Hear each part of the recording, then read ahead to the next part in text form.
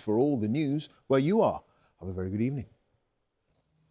Hello, good evening. I'm Roger Johnson. Monday evening. Thank you, as always, for joining us, but welcome to a new look North West tonight. Our top story. The death of baby Genevieve. A nursery worker is convicted of manslaughter after the 9-month-old suffocated. We will never accept the cruelty of her life being taken away.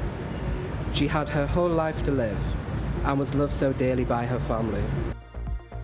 Genevieve Meehan's parents say that they can never forgive Kate Ruffley's callousness. Also tonight, the housing crisis. The number of homeless families in the north has risen by nearly a quarter in a year. We're just stuck, we're unsettled. My 5-year-old keeps packing her bags of toys, saying she doesn't want to touch them before she wants them for the new house. While Jurgen Klopp ends his 9 years as Liverpool manager on an emotional afternoon at Anfield. And while we've held on to a lot of stubborn cloud today, we did see that cloud thin and lift, brightening up for some like Yorkshire Ted. But will this week be as good as it was at the weekend? Well, join me at the end of the programme. I'll give you all the details.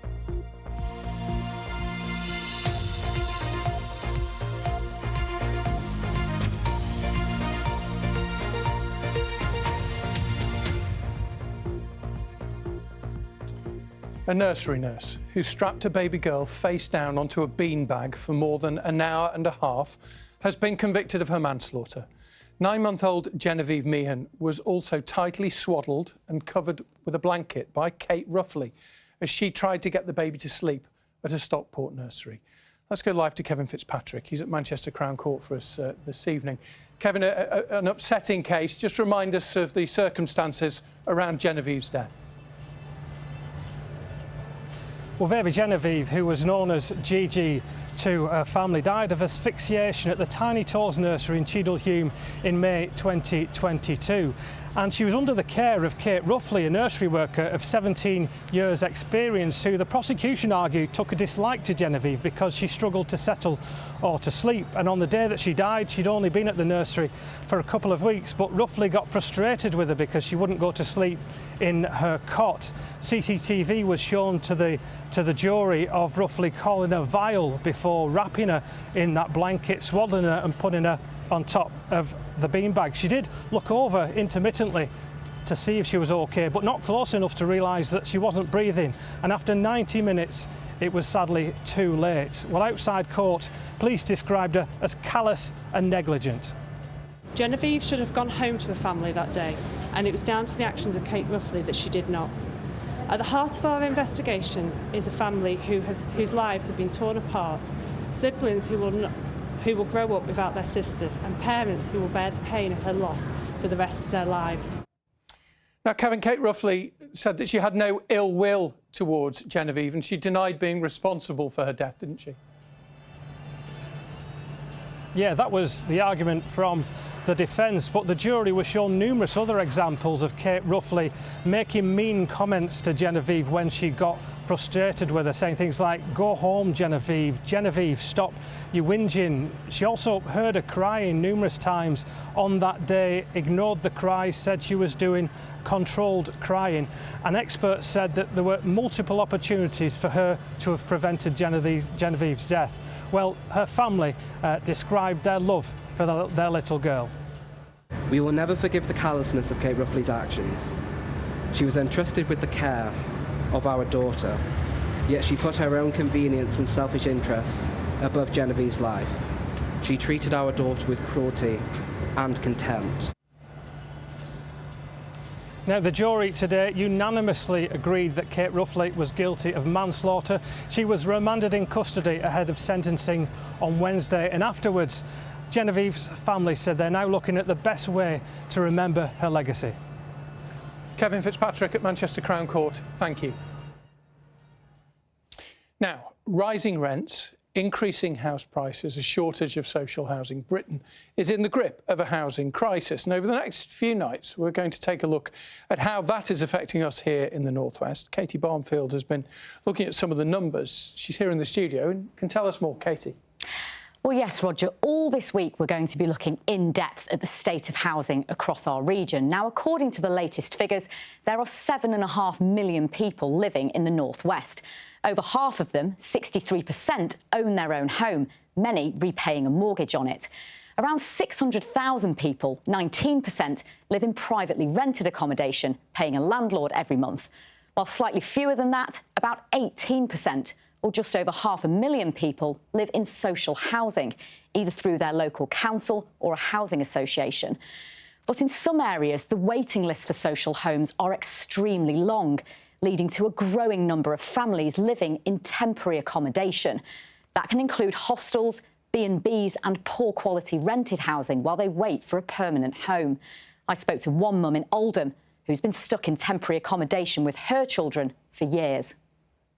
So that has been there nearly 2 years. That's from when the bathroom first started leaking.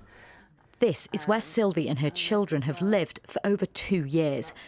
They were told it would be a few months at most, but her search for a permanent home has never ended. I fled domestic abuse. I literally walked out with just the clothes on my back and my kids. We're just stuck, we're unsettled. My 5-year-old keeps packing her bags of toys, saying she doesn't want to touch them, but she wants them for the new house. So she talks about it every day. How long do you think you might end up having to stay here then? 10 years. You could be in here for 10 years. That's the worst case scenario, because there's no houses. Because this was meant to be a temporary fix, she's not allowed to make changes, even the most basic upgrades. When we came here, my twins were still in nappies, and I've toilet trained them myself. And they have the accidents on the carpet like kids do, and we can't even change the carpets. You're not allowed to change the carpets? Not allowed to change the carpets, no. Sylvie's family is one of more than 7,500 households across the northwest currently living in temporary accommodation. That includes more than 9,000 children, a 22% increase since the same time last year. Quite often when people come in, they've left a lot of possessions behind, so we've got these pre-made packs up for the right age groups for the children. The Shared Health Foundation work with families living in temporary accommodation across Greater Manchester.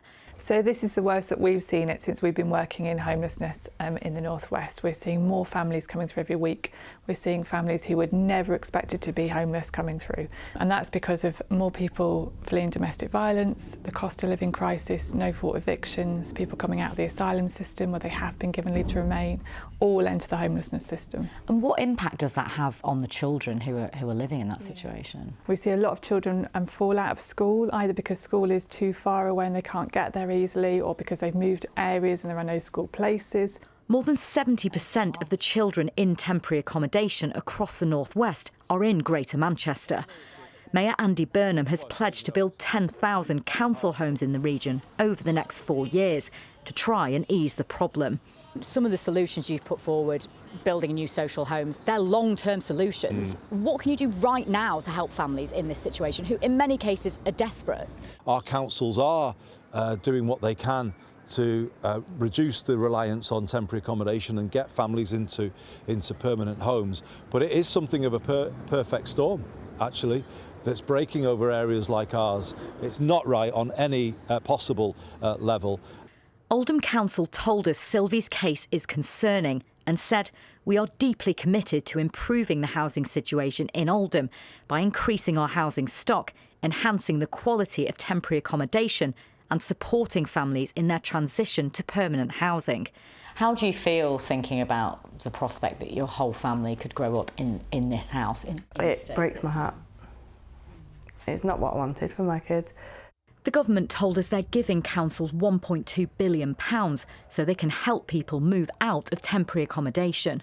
But for too many families like Sylvie's, a permanent home still feels like a distant dream. Katie Barnfield, BBC North West Tonight in Oldham. We're going to talk about that during the course of the week. As we said, in the second part of the series tomorrow, Phil McCann will look at how pressure on housing has resulted in a rise in the number of HMOs, that's houses in multiple occupation.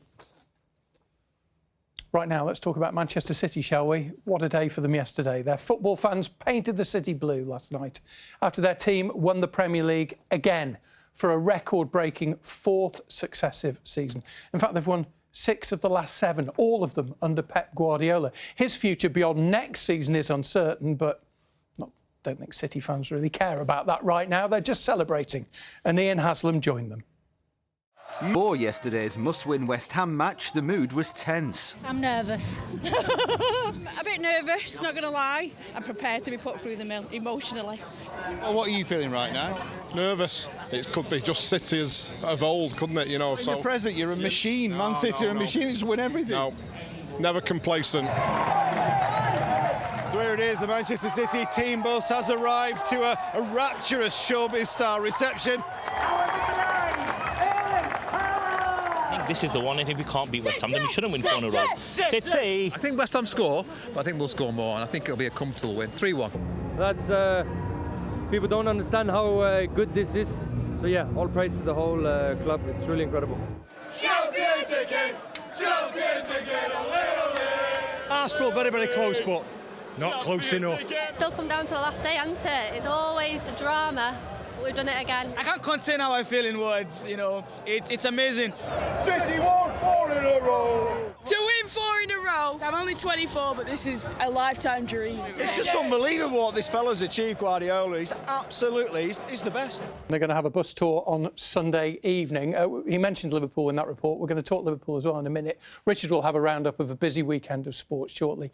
Kay's got the weather as well, but first, Virgin Trains could return to running rail services between the North West and London 5 years after losing their franchise. They've applied for an open access licence that'll put them in competition with Avanti West Coast.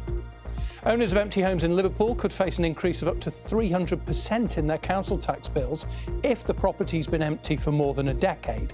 It's part of the council's efforts to boost affordable homes in the city. And England's highest cricket match took place at the top of Helvellyn in the Lake District today. It was to raise money for research into a rare type of muscular dystrophy. The players, some from Lake District clubs, you can just about see them in the distance there, can't you? Here they are carrying an artificial pitch weighing 19 stone all the way up to the top. The game ended in a draw. Now, it was the biggest treatment disaster in NHS history, one which could have been avoided, but which was covered up. You may well have seen the official report into the infected blood scandal was published today. Families affected here in the North West travelled to London to hear Sir Brian Langstaff's conclusions. Yunus Muller has been with them. He joins us live from London now. An emotional day for many people today, Yunus. Roger, for the victims and people affected by the infected blood scandal, the wait to hear the truth made public in this way has taken far too long. Those failures by the NHS, successive governments, the unacceptable risks that were taken knowingly, and perhaps most damaging of all, that cover-up, the deliberate attempt to conceal the truth. With me, I have Barry Flynn from Cheshire. Barry, you're a haemophiliac, your brother was as well. This had a huge impact on your family, didn't it? Yes, so I got infected with hepatitis C through taking the blood treatments, and my brother got both hepatitis and HIV. I had it until 2013 when I finally got cleared after 3 goes with hideous antivirals, and unfortunately he died in 1991 and his wife died in 93 because he'd infected her. When you hear what Sir Brian Langstaff said today, there's one thing that really stands out for you over the years. I guess it was this mantra that we were getting the best treatment possible and they were doing everything they could, because that patently wasn't the case, and pounds counted more than people. OK, let me speak to Dina Peacock. Dina, you have fibromyalgia and health conditions. You were given contaminated blood after childbirth. How do you feel about what this has done to you and your family? It's broken me. My children have suffered. They've not had a mother, really. Yeah, I feel like the government thought we were expendable. We're not. We're human beings, you know, so they chose to save money over us, really. OK, Dina, Brian, thanks very much. Now, I spoke to the former Health Secretary, of course, Andy Byrne, the Mayor of Greater Manchester, who said he didn't know what was going on, but he's now calling for a change in a new law. The reform we need is a comprehensive Hillsborough law with that statutory duty of candour on civil servants. Tell the truth at the first time of asking. That is the only way we'll get the culture change that will stop this pattern repeating.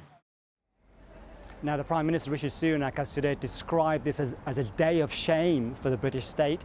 Tomorrow, we should find out what compensation will be made available to the victims and what further action the government will now take. Jonas, thank you. Jonas Muller there.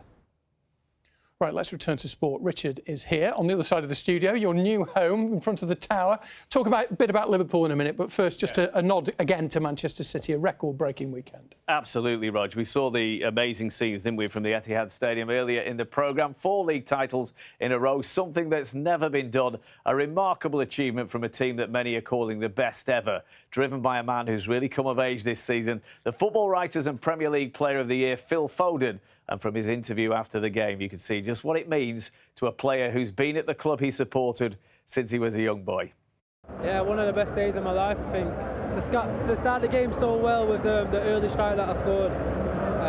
Yeah, one of the best feelings today, for sure. To put ourselves in history, so yeah, it's never been done before, so it just shows how hard. There's so many things I can improve, and yeah, I just want to keep going now. We've still got one more final to go. Many congratulations to Phil and to Manchester City. Meanwhile, down the M62 in Liverpool, there was emotion of a different kind as the fans and players said goodbye to Jurgen Klopp after 5 major trophies and 9 fabulous years. And I will never walk alone again. Thank you for that. You are the best people in the world. Thank you. This was an Anfield farewell, packed with emotion for supporters, players, and the man himself. All part of a celebration of his 9 years in charge, with Liverpool fans having gathered in huge numbers to cheer their charismatic manager into the stadium for the last time. Goodbye, Jurgen. We love you. Shut up. And now I'm going to cry. Jurgen! Supporters came from all over the world, many without tickets. The boss is leaving. I had to be here. Very emotional. That's why the sunglasses are on. Forget the sun. It's the tears, is it? Yeah, I just love him. He's put one of us. A feeling that was clear with Jurgen Klopp's song ringing out around the ground. I'm so glad that Jurgen is around. I'm so glad we could hear what he said. Jurgen said to me, you know, we'll win the Premier League, you know.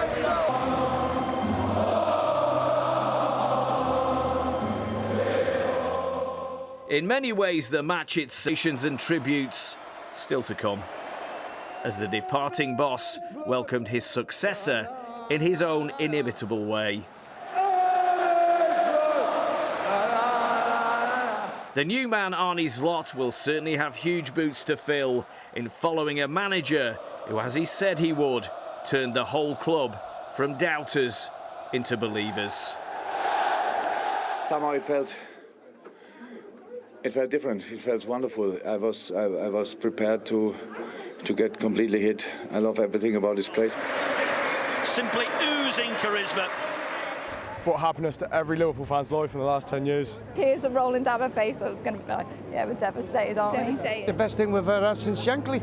There's been so much raw emotion here at Anfield today. Jurgen Klopp is going to leave such a big hole, isn't he? And I think for all these Liverpool fans, it's going to take some time to get used to what today really feels like the end of an era. I'm one of you now. I love you to bits.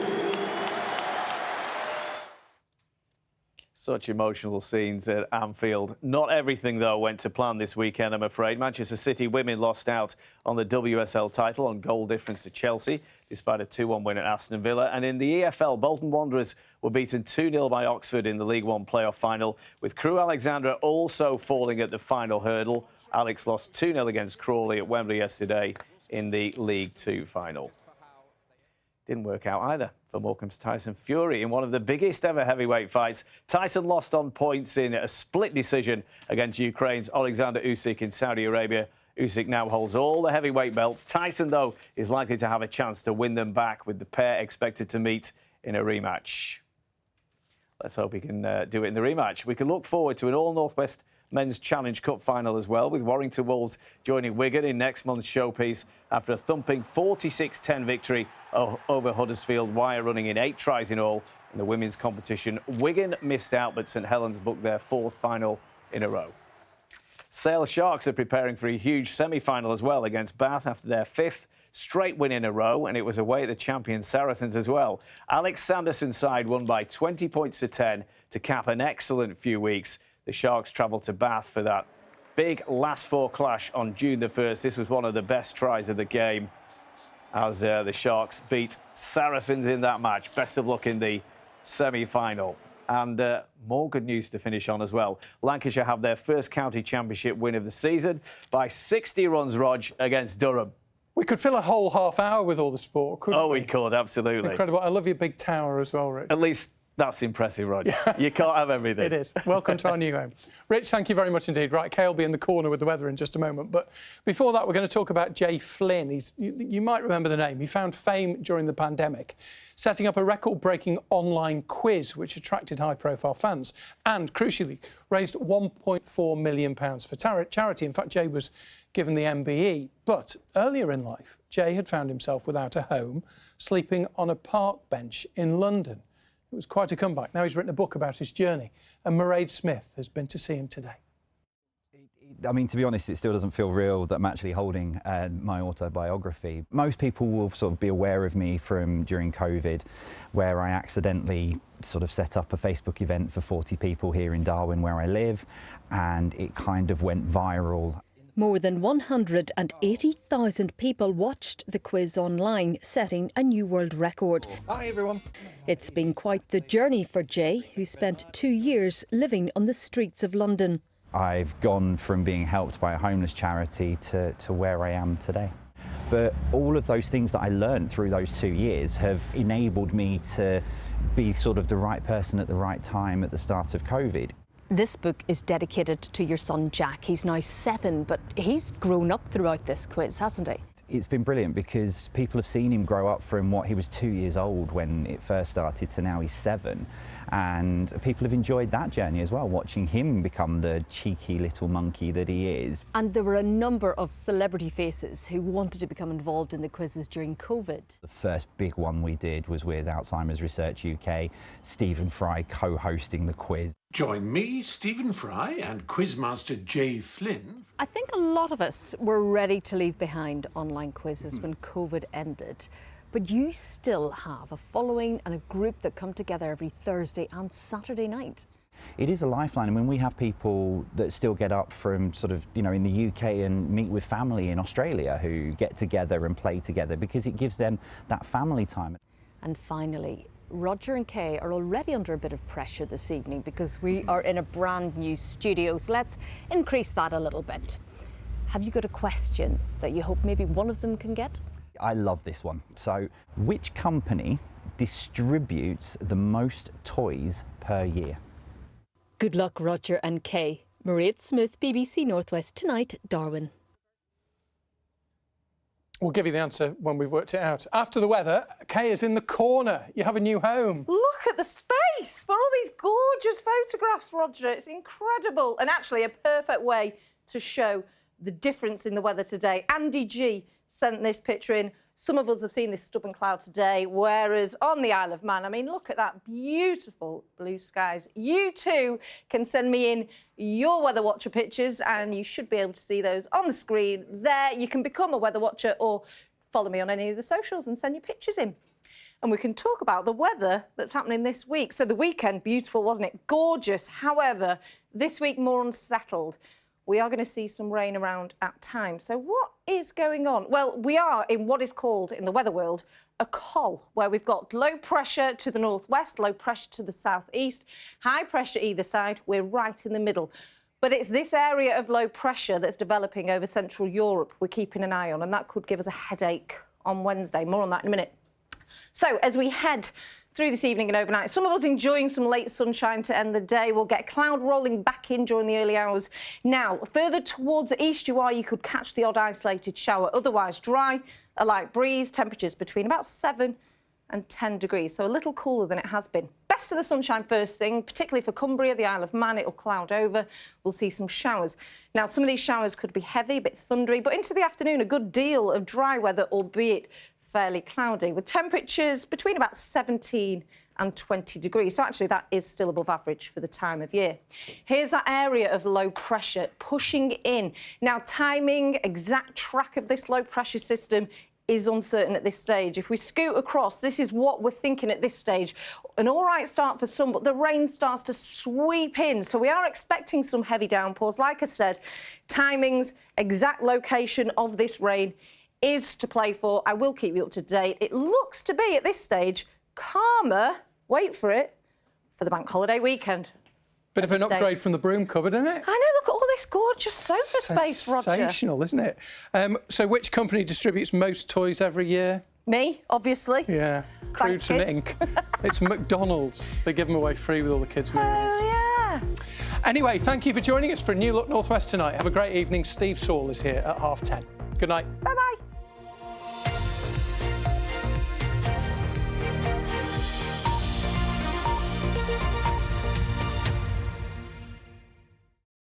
Trying and making the same mistakes over and over.